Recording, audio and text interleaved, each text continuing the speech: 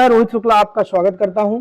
जैसा कि हमारा वैदिक ज्योतिष का क्रमानुसार पूरा बैच चल रहा है, जिसमें हम आप राशियों का अध्ययन कर रहे हैं। पिछली कक्षाओं में हमने मेष राशि, साथ में वृषभ राशि, मेष के बाद वृषभ, मिथुन राशि और कर्क राशि, इन राशियों का हमने अध्ययन डिटेल में कर लिया है। अब इसके बाद आज हम जो राशि का अध्ययन करेंगे वो है 5 नंबर की राशि, सिंह राशि। जैसे कि आपको पता होगा, सिंह राशि का स्वामी सूर्य होता है और सिंह राशि का प्रतीक चिन्ह शेर होता है। हमने देखा था कि किस प्रकार मेष राशि में जो ब्रह्मांड की ऊर्जा शुरू हुई थी वो अपने अस्तित्व के लिए, अपने अस्तित्व को 0 से 1 पर ले जाने के लिए शुरू हुई। फिर वृषभ राशि में उसने अपने अस्तित्व को आगे बढ़ाने के लिए, अपने जीवन के उपयोगी वस्तुओं को जीवन जीने के लिए जो भी संसाधनों की संरक्षण की आवश्यकता होती है, जो भी संचित करने की आवश्यकता होती है, उन सब वस्तुओं के लिए उसने अपना कार्य किया। उसने कहा आई हैव। फिर ऊर्जा आगे बढ़ी, ऊर्जा को संवाद और सूचना की आवश्यकता थी, तो ऊर्जा का यहाँ पे आई थिंक। फिर इसके बाद कर्क राशि में हमने देखा कि अब ऊर्जा ने के पास सब कुछ संग्रहित हो गया, सूचनाएं भी हो गई और संचार भी हो गया, अस्तित्व उसका आगे बढ़ गया। तो अब उसको भावनाएं चाहिए थी, तो उन्होंने भावनाओं पे प्रवेश किया। अब यहां पर तक स्व केंद्रित ऊर्जा थी, यहां से सामूहिक चेतना की ओर प्रवेश की।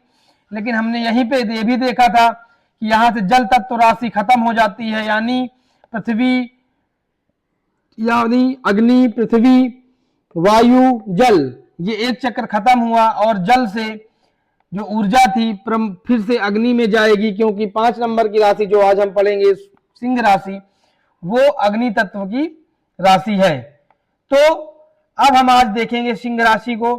सिंह राशि में आपको पता है कि जो शेर होता है वो गुफा में रहता है। शेर गुफा में रहता है, तो यहाँ पे जो शेर है वो गुफा में निवास करता है। गुफा ऊर्जा का मन या आपका मन है और शेर जो है वो अहंकार है। और सिंह राशि की जो थ्योरी है, सिंह राशि की थ्योरी है आई विल। कोई भी प्रण करना है, कोई भी आपको आगे कार्य करना है, उसके लिए आपको आई विल करना पड़ेगा, क्योंकि सिंह राशि जो राशि है वो संरक्षण एवं सृजन की राशि है। संरक्षण एवं सृजन की राशि है, क्योंकि जो ऊर्जा ने अपना अस्तित्व संभाला, अपने अस्तित्व को आगे बढ़ाने के लिए वस्तुओं को, लग्जरी को, आदि चीजों को इकट्ठा किया, फिर उसने संवाद किया, संचार किया, रिश्तों को बनाया, फिर उसने भावनाएं एकत्रित की। उन सबको संभालने के लिए एक सत्ता की जरूरत होगी, तो ये शासन करने वाली राशि है, शासन करने वाली राशि है। और शासन का जो प्रमुख बेसिक नेचर होता है वो होता है संरक्षण और सृजन, जिसके चलते जो शेर है वो गुफा में रहता है, जिसको हमने मन से डोनेट किया गुफा को, और शेर को हमने माना अहंकार। यानी इस राशि के लोग अहंकार अगर निगेटिव हो गए तो अहंकारी हो सकते हैं, लेकिन इस राशि के लिए जब तक शेर गुफा से बाहर नहीं निकलेगा अपने साम्राज्य का निर्माण नहीं कर पाएगा। यानी जो मन है और जो अहंकार है सॉरी, ये मन से जब तक अहंकार बाहर नहीं आएगा तब तक जो है वो सृजन और संरक्षण का पूरा कार्य नहीं पूरा हो पाएगा। इसलिए सिंह राशि वालों को अहंकार ही सबसे बड़ा उनका दुश्मन है। अगर उनको अपना साम्राज्य स्थापित करना है, सृजित करना है, संरक्षित करना है, तो उनको अपने मन से अहंकार को त्यागना पड़ता है। अब आपको पता है कि सूर्य जो होता है, जो हमारा सूर्य होता है, वो सूर्य आपकी आत्मा भी कहलाता है ज्योतिष में। ठीक, जब सूर्य आत्मा है तो जो आत्मा का स्थान होता है हृदय में, अंगुष्ठ मात्र पुरुष, इस नाम से आत्मा का अंगूठे के आकार पर निवास हृदय में बताया गया है शास्त्रों में, अंगुष्ठ मात्र पुरुष। तो ये हमारे हृदय का वह स्थान जहां अंगुष्ठ मास पुरुष निवास करते हैं, वह स्थान आता है। इस राशि में आपकी रीढ़ की हड्डी आती है, आपकी रीढ़ की हड्डी आती है, हार्ट बीट का भी कुछ हिस्सा इसी में आता है, क्योंकि सूर्य डैमेज होता है तो हार्ट अटैक या हृदय की संबंधित दिक्कतें देखने को मिलती है, जो हम आगे देखेंगे। अब आपको पता है कि सिंह राशि का जो स्वामी है वो सूर्य है और उसका प्रतीक चिन्ह है शेर। अब हमने आपको बताया कि सिंह राशि सृजन की राशि है, सृजन यानी क्रिएशन। इस संसार में जितना भी क्रिएशन है वो किसके द्वारा किया गया है? हम ये मानते हैं कि भगवान के द्वारा किया गया है। भगवान का क्या अर्थ होता है? भगवान का अर्थ होता है भग प्लस वान। भग को हम प्रकृति भी कहते हैं, यानी जो प्रकृति को धारण करता है, यानी भगवान। जैसे धनवान जो धन को धारण करता है, लक्ष्मीवान, ठीक है। ऐसे भगवान यानी पृथ्वी का जो मालिक है वही भगवान है, जो पृथ्वी को धारण करता है, यानी ईश्वर। और आपने देखा होगा कि जो प्रकृति माता है, प्रकृति माता को हम दुर्गा माता भी बोलते हैं, ठीक है। दुर्गा माता पार्वती ही प्रकृति है, तो दुर्गा माता है। तो दुर्गा माता का जो सवारी है, दुर्गा माता की जो सवारी है आपने देखी होगी, वो शेर होती है। तो यहाँ पे जो शेर है वो प्रकृति माता की सवारी बना हुआ है, यानी दुर्गा माता में भी ये सिंबल हो गया कि वो क्रिएशन के बचाव के लिए, क्रिएशन करने के लिए माता अपने सिंह को सवारी बना के रखती है, क्योंकि सिंह राशि ही क्रिएशन को ब्रह्मांड में दिखाती है, ठीक। अब हम जब आगे देखते हैं तो हम आगे ये पाते हैं कि जो सिंह राशि के लोग होते हैं, सिंह राशि का जो सबसे बड़ा डर है, सिंह राशि के लोगों का सबसे बड़ा डर है वो होता है उपेक्षा, मतलब उनका अनादर या उनका असम्मान। तो अगर कोई भी व्यक्ति आपको सिंह राशि या सिंह लग्न का दिखता है तो उसकी उपेक्षा करने का प्रयास न करें, क्योंकि उपेक्षा उसको सबसे ज्यादा आहत करेगी। और ऐसे व्यक्ति सबसे अच्छा कार्य या सबसे अच्छी परफॉर्मेंस तभी देते हैं जब उनको कोई चैलेंज कर देता है। तो ये एक उनकी क्वालिटी होती है।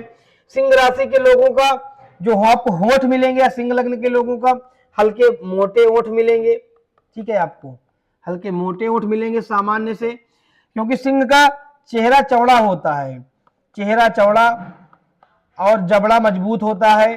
तो ऐसी भी चीजें आपको सिंह लग्न और सिंह राशि में देखने को मिलेंगी, ठीक है। अब ये जो सिंह राशि है ये पहाड़ों पर और ऊंचाई में रहने वाली राशि है, एकांत प्रिय राशि है, इसलिए ऐसे लोगों को एकांत पसंद होता है, एकांत पसंद होता है। लेकिन ऐसे लोग एकांत पसंद होने के साथ साथ ये केंद्र में रहना पसंद करते हैं।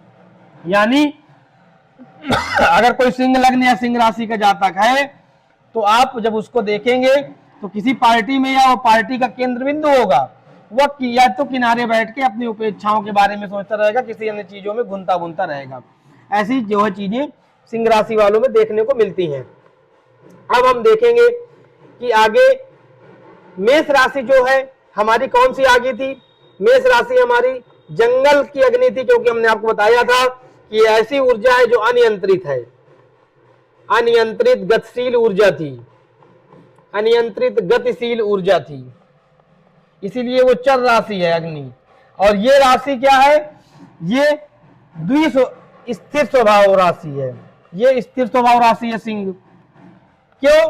क्योंकि हवन की अग्नि है, ये हवन की अग्नि है जिसको आहूत किया गया है, ठीक है। आहुति देकर अग्नि प्रज्वलित की गई है। आहुति किसने दी है? इस ऊर्जा की आहुति की प्रति पूर्वजों के ऊपर जाता है। ये ऊर्जा पूर्वजों की आहुति के कारण आई है। इसका प्रूफ क्या है? इसका प्रूफ ये है कि जो इसका प्रथम नक्षत्र होता है वो मघा नक्षत्र होता है।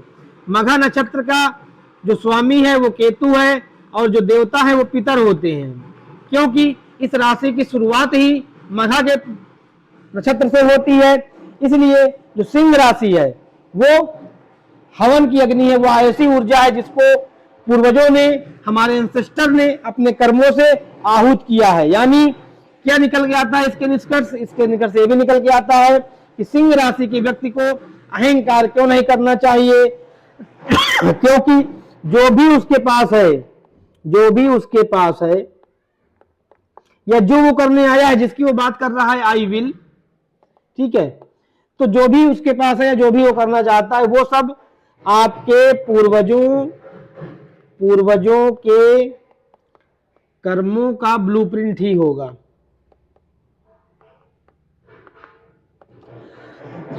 तो इसलिए सिंह राशि वालों को अहंकार नहीं करना चाहिए और सिंह राशि वालों को हमेशा ये सोच चलना चाहिए कि उनके जीवन में जो भी आ रहा है या जो भी छिन रहा है सब कहीं ना कहीं पूर्वजों के प्रारब्ध के चलते हो रहा है, क्योंकि सिंह राशि विरासत की राशि भी है। आपको पता है कि हमारे राम भगवान सूर्यवंशी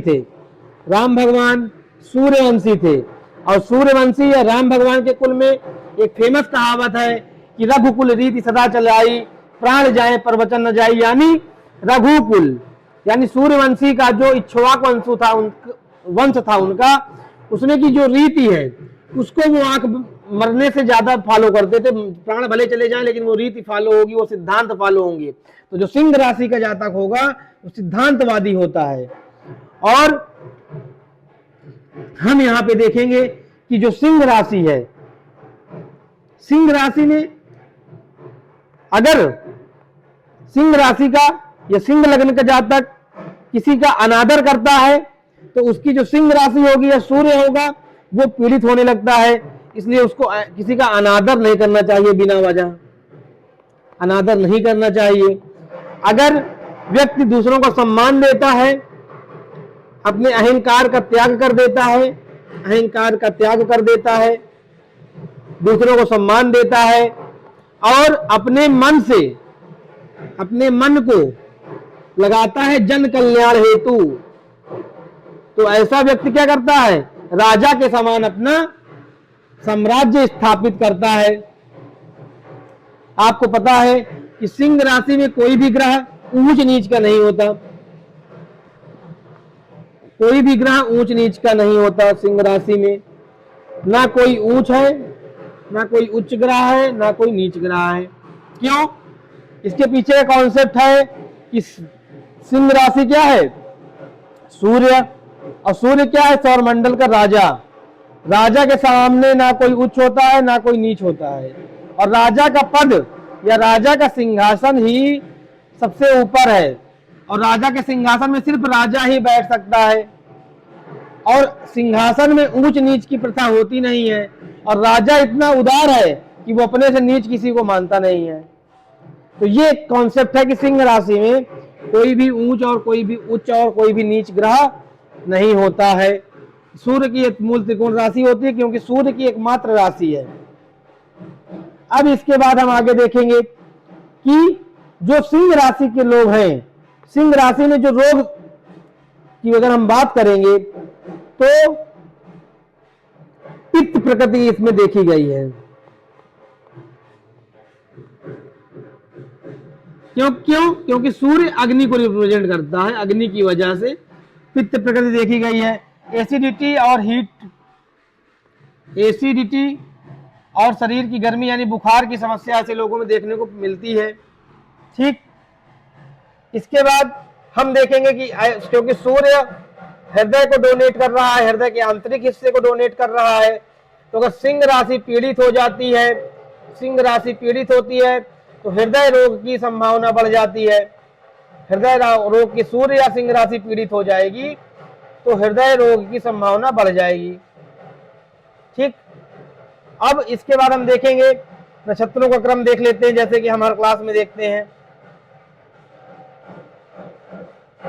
तो सिंह राशि में 3 नक्षत्र आते हैं।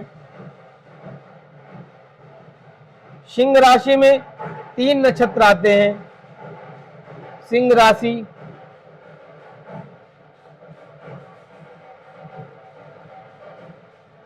इसमें पहला होता है, जैसे मैंने पहले बताया, मघा, जिसके स्वामी है केतु। फिर इसके बाद दूसरा नक्षत्र है इसका पूर्व फाल्गुनी, जिसके स्वामी है शुक्र। इसके बाद तीसरा नक्षत्र है उत्तर फाल्गुनी, जिसके स्वामी है सूर्य स्वयं। तो इसके चारों चरण आ जाएंगे यहाँ पर, इसके चारों चरण आ जाएंगे और इसका एक चरण आएगा, क्योंकि हमने देखा था श्लेषा कर्क राशि में पूरी तरीके से खत्म हो गया था। अब इसके बाद हम देखेंगे कोई व्यक्ति सिंह राशि का है, सिंह राशि का है, लेकिन उसका जन्म मघा नक्षत्र में हुआ है, तो उसके क्या परिणाम आएंगे।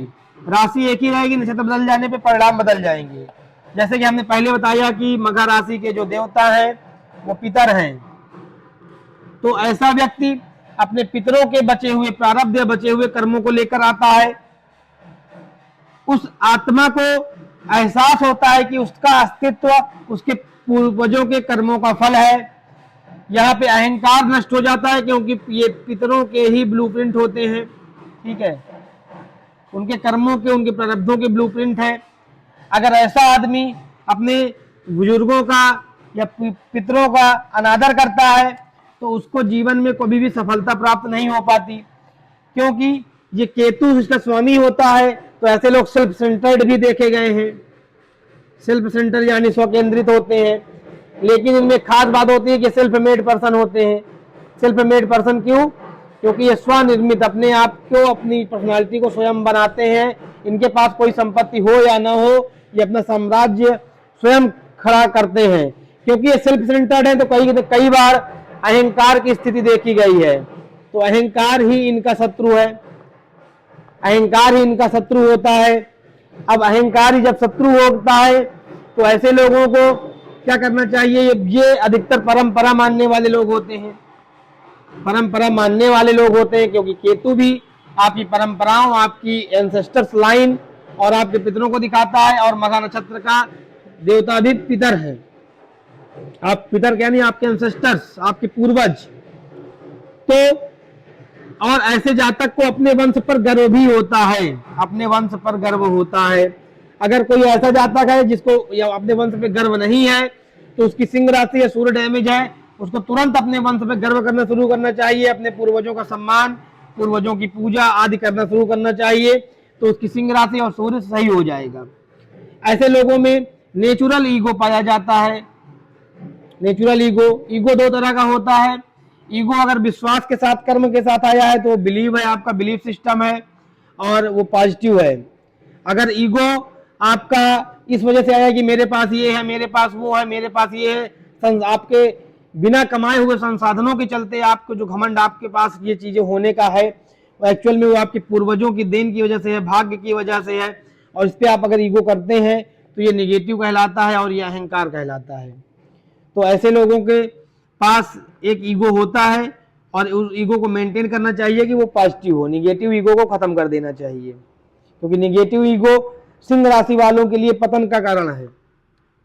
हमने पीछे देखा ऐसे जातक, ऐसे राशि वालों के लिए क्या है कि शुरुआत में संघर्ष होता है केतु के चलते, लेकिन लास्ट में मध्य भाग से लेकर आखिरी तक में इनका अधिकार क्षेत्र, प्रचंड अधिकार इनको मिलता है, प्रचंड अधिकार मिलता है, किसी भी क्षेत्र में ये रहे।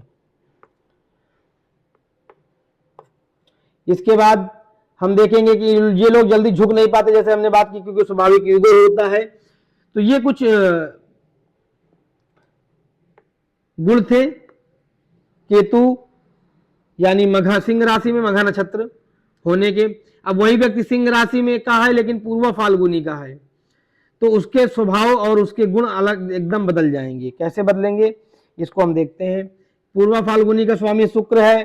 पूर्व फाल्गुनी का जो देवता है उसको आप भग बोल सकते हैं। भग की हमने बात की थी पीछे, प्रकृति भी बोलते हैं। और एक भग 12 आदित्यों में एक देवता होते हैं, 12 आदित्यों में 12 आदित्य होते हैं, उनमें एक भग देवता है। भग के पास क्या क्या है? भग के पास आपका भाग्य है। इन भग को अंग्रेजी में फॉर्चून बोलते हैं, इसका देवता फॉर्चून होता है। तो इसीलिए भग का जो पास जो अधिकार क्षेत्र है, भाग्य है, ऐश्वर्य है, ठीक है, ऐश्वर्य है, साथ में आपका वैवाहिक जीवन है। तो जब वैवाहिक जीवन है तो यहाँ पे सुख भी हो जाएगा, यहाँ पे प्रेम हो जाएगा, क्योंकि वैवाहिक जीवन डिस्टर्ब हो जाएगा तो सुख और प्रेम भी बिल्कुल नहीं रहेगा। तो पूर्व फाल्गुनी के जो देवता हैं वो भग हैं और सिंह राशि के स्वामी सूर्य हैं। तो यहाँ पे क्या रिजल्ट आएगा, यहाँ पे सूर्य और शुक्र का मिक्स रिजल्ट हो जाएगा। यानी ऐसे जातक क्या होता है, लग्जरी पसंद करते हैं। क्या पसंद करते हैं, लग्जरी पसंद करते हैं, क्योंकि राजा के पास लक्ष्मी पहुंच गई। ये सूर्य राजा है, शुक्र लक्ष्मी है, तो ऐसे लोग लग्जरी हैं पसंद करते हैं। ऐसे लोग आराम पसंद होते हैं, आराम पसंद होते हैं। ऐसे लोग विलासिता पसंद होती है ऐसे लोगों को, और विलासिता कहीं ना कहीं इनको भाग्य से मिलती ही है। ये कुछ करें या ना करें, ये अपना लेकर पैदा होते हैं। ऐसे जो जातक होते हैं जिनको राजसी सुख भोगने का शौकीन होते हैं, राजसी सुख भोगने के शौकीन होते हैं, ठीक है। और ऐसे जो जातक होंगे उनको वो ये सब चीजें लेके पैदा होते हैं। अगर ऐसे कोई नक्षत्र में जन्मा है, सिंह राशि है, सूर्य प्रभावित नहीं है ज्यादा, तो ऐसे लोग ये सब चीजें लेकर ही पैदा होते हैं। उनको ये सब चीज पसंद तो 100% होनी ही है। दूसरा, जो ब्रह्मांड में हम देखते हैं संगीत, कला इत्यादि, संगीत, कला, प्रेम, इन सब की उत्पत्ति यहीं से होती है। इन सब की उत्पत्ति यहीं से होती है, क्योंकि सूर्य हमारा आत्मा है और शुक्र जो है हमारा प्रेम है। तो आत्मा में प्रेम, शुक्र हमारा आत्मा है और शुक्र हमारा कला है, क्रिएटिविटी है, जैसे मैंने आपको बताया था पिछली क्लासों में। और सूर्य हमारी आत्मा है, तो जो कला है वो भी यहीं से उत्पन्न होगी।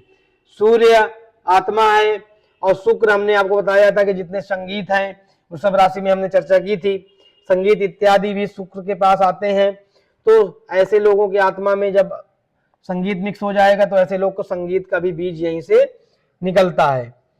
तो ऐसे जो लोग होंगे वो अपने प्रारब्ध से सुख भोगता है, अपने प्रारब्ध से सुख भोगेगा, अपने प्रारब्ध से सुख भोगेगा, प्रारब्ध से ही सुख लेकर आता है। क्योंकि इसका प्रतीक जो होता है, इसका प्रतीक होता है पलंग,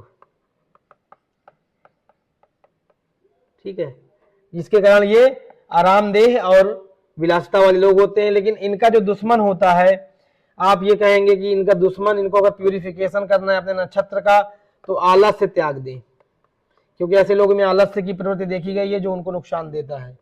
तो इनका जो दुश्मन है सिंह राशि पूर्व फाल्गुनी नक्षत्र, उसका जो दुश्मन है वो है आलस्य। तो आलस्य को त्याग देना चाहिए। और ये एक्चुअल में देखेंगे तो पूर्व फाल्गुनी का जो पलंग है वो पलंग के आगे के 2 पाया हैं, आगे के 2 पाया हैं, ठीक, आगे के 2 पैर हैं। और उत्तर फाल्गुनी में पीछे के 2 पैर हैं, प्रतीक पीछे के 2 पैर। ये दोनों मिलके पूरी आपकी पलंग का निर्माण करते हैं। लेकिन कई जगह नाड़ी ज्योतिष इत्यादि में उत्तर फाल्गुनी के प्रतीक को अंजीर का पेड़ भी दिया गया है, अंजीर का पेड़ भी बताया गया है। क्यों? क्योंकि अंजीर का पेड़ क्या होता है, पोषण देने वाला होता है और हेल्दी बहुत ज्यादा होता है अंजीर, ठीक है। तो अब हम जब देखेंगे कि कोई व्यक्ति सूर्य राशि यानी सिंह राशि में जन्म लेकर उत्तर फाल्गुनी नक्षत्र में जन्म लेता है तो क्या होता है। तो यहाँ पे हम देखेंगे कि सूर्य का ही राशि है और मात्र एक चरण यहाँ पे नक्षत्र का आता है। तो ऐसे लोग जो होंगे उनके ऊपर कौन सी ऊर्जा काम करेगी, उनके ऊपर, क्योंकि सिंह राशि का सूर्य और उत्तर फाल्गुनी का सूर्य, ठीक है, सिंह राशि का सूर्य और उत्तर फाल्गुनी का सूर्य। तो यहाँ पे सूर्य के साथ में सूर्य ही काम करेगा, ठीक है। तो क्या होगा, ये प्रशासक का गुण लेकर आएंगे, राजा का गुण लेकर आएंगे, ठीक है। राजा के साथ साथ में ऐसे लोग क्या होंगे, एक राजा क्या होता है, जिम्मेदार होता है, एक राजा क्या होता है, जिम्मेदार होता है। ऐसे लोग जिम्मेदार होंगे, जिम्मेदार, ठीक है, जिम्मेदारी ऐसे लोगों में देखी जाती है। जिम्मेदारी के साथ साथ में संरक्षक होंगे, क्योंकि राजा संरक्षण भी देता है, ठीक है, संरक्षक भी होंगे। ये समाज के नियमों का पालन करने वाले होंगे, समाज के नियमों का पालन करने वाले होंगे, नियमों का पालन करने वाले होंगे, अत्यंत उदार स्वभाव के होंगे, उदार स्वभाव के होंगे। एक राजा का रुआब होगा, रुआब जरूर होगा इनके अंदर, ठीक है। रोबीले होंगे, किसी की बात बर्दाश्त कम कर पाएंगे, किसी की बात कम बर्दाश्त कर पाएंगे लेकिन किसी की मदद जरूर करेंगे, ये मदद करने में आगे होंगे। मदद के लिए ऐसे जातक अपनी ही सत्ता यानी अपने जो पावर है उसका प्रयोग करते हैं, ऐसे जातक मदद के लिए अपनी सत्ता का प्रयोग करते हैं। सिद्धांतवादी होते हैं, जैसे मैंने आपको बताया कि ये जो जातक में सिद्धांतवादी खासकर इनमें पूरी तरीके से पाया जाता है, सिद्धांतवादी होते हैं। सिद्धांतवादी होने के साथ साथ जो आप देखेंगे कि इनका देवता है, हमने दोनों को देवता देखा, तो इनका भी देवता क्या होगा, देवता होगा इनका आर्यमा, ठीक है। तो आर्यमा इनका देवता है, जो समाज का पालन करता है, समाज का पोषण करता है, ठीक है, समाज के नियमों का पालन कराने वाला देवता, ठीक है। तो इस प्रकार का इनका स्वभाव होता है। आपने देखा कि सिंह राशि में जन्म लेने पर भी अगर नक्षत्र बदल जाते हैं तो स्वभाव बिल्कुल अलग अलग हो जाता है। तो इस प्रकार से हमने सारी चीजें यहाँ पे देख ली। कुछ फैक्ट्स जैसे कि हम हर वीडियो में नोट करते हैं तो उनको नोट कर लेते हैं कि सिंह राशि का वास स्थान क्या है। सिंह राशि की दिशा पूर्व है। सिंह राशि का वास स्थान होता है ऐसी जगहें जहाँ पे एकांत हो, ठीक है, एकांत प्रिय जगहें, एकांत प्रिय जगहें, ठीक है। ऊंचाई वाले क्षेत्र, ऊंचाई वाले क्षेत्र, ठीक है, ऊंचाई वाले क्षेत्र, पहाड़, ठीक है, पहाड़ के बाद राजमहल, राजमहल, राजमहल का लग्जरी हाउस, ठीक है, लग्जरी हाउस, गुफा, ठीक है, घना जंगल, ठीक है, ये उनके कुछ प्रमुख क्षेत्र होते हैं, वास स्थान होते हैं। तो सिंह राशि में हमने ये सारी चीजें देखी। अब हम आगे जो अध्ययन करेंगे कन्या राशि का करेंगे। अगर आपने पीछे की वीडियो नहीं देखी है तो डिटेल में पीछे की वीडियो देख लें। जुड़े रहने के लिए धन्यवाद। वैदिक ज्योतिष कोर्स चल रहा है, उसकी आप सारी क्लासें करते रहें, नोट्स बनाते रहें और मिलते हैं जल्द ही दूसरी वीडियो में नए टॉपिक के साथ में। आपका जुड़ने के लिए बहुत बहुत धन्यवाद। जय शंकर की।